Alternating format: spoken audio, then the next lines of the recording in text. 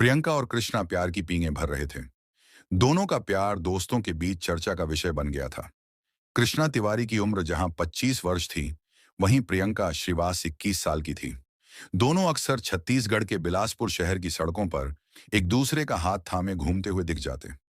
कृष्णा उसे अपनी bullet motorcycle पर भी घुमाता था। दोनों का प्रेम परवान चढ़ रहा था।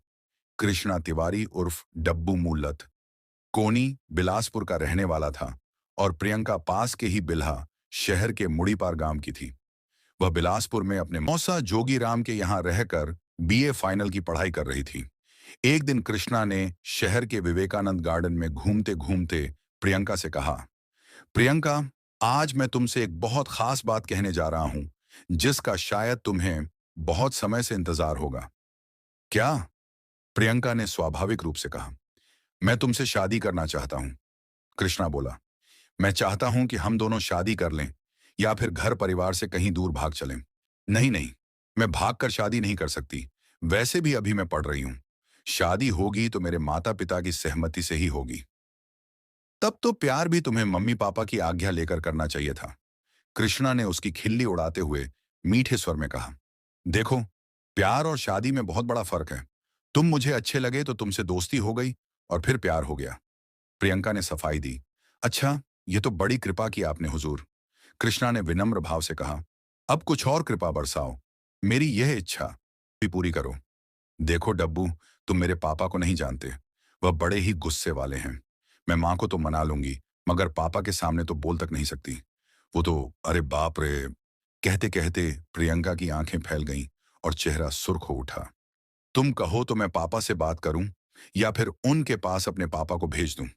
मुझे यकीन है कि हमारे खानदान रुतबे को देखकर तुम्हारे पापा जरूर हाँ कह देंगे। बस तुम अड़ जाना। कृष्णा ने समझाया। देखो कृष्णा, हमारे घर के हालात माहौल बिल्कुल अलग हैं। मैं किसी भी हाल में पापा से बहस या सामना नहीं कर सकती। तुम अपने पापा को भेज दो, हो सकता है बात बन जाए। प्रियंका बोली। और अगर नहीं बनी, अरे रास्ते अलग हो जाएंगे। इसमें मैं क्या कर सकती हूं? प्रियंका ने जवाब दिया। एक दिन कृष्णा तिवारी के पिता लक्ष्मी प्रसाद तिवारी प्रियंका श्रीवास के पिता नारद श्रीवास से मिलने उनके घर पहुंच गए। नारद श्रीवास का एक बेटा और दो बेटियां थीं। वह किराने की एक दुकान चलाते थे। लक्ष्मी प्रसाद ने विनम्रता पूर्वक अपना परिचय देते हुए कहा, भाई साहब, मैं आपसे मिलने बिलासपुर से आया हूं। आपसे कुछ महत्वपूर्ण बातचीत करना चाहता हूं। कृष्णा के पिता ने की कोशिश, नारद श्रीवास ने उन्हें ससम्मान घर में बिठाया और खुद सामने बैठ गए। लक्ष्मी प्रसाद तिवारी हाथ जोड़कर बोले, मैं आपके यहाँ आपकी बड़ी बेटी प्रियंका का अपने बेटे कृष्णा के लिए हाथ मांगने आया हूं। यह सुनकर नारद श्रीवास आश्चर्यचकित होकर लक्ष्मी प्रसाद की ओर ताकते रह गए। उनके मुंह से बोल नहीं फूट रहे थे। अब लक्ष्मी प्रसाद बोले, भाई साहब, मेरे बेटे कृष्णा को आपकी बिटिया पसंद है। हालांकि हम लोग जाति से ब्राह्मण हैं, मगर बेटे की इच्छा को ध्यान में रखते हुए आपके पास चले आए। आशा है आप इनकार नहीं करेंगे। यह सुनकर नारद श्रीवास के चेहरे का रंग बदलने लगा।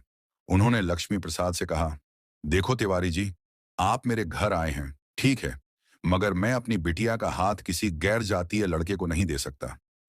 मगर भाई साहब, अब समय बदल गया है। मेरा आग्रह है कि आप घर में चर्चा कर लें। बच्चों की खुशी को देखते हुए अगर आप हाँ कर देंगे तो यह बड़ी अच्छी बात होगी। लक्ष्मी प्रसाद ने सलाह दी। देखिए पंडित जी, मैं समाज के बाहर बिल्कुल नहीं जा सकता। फिर प्रियंका के लिए मेरे पास एक रिश्ता आ चुका है। वे लोग प्रियंका को पसंद कर चुके हैं। मैं हाथ जोड़ता हूं, आप जा सकते हैं।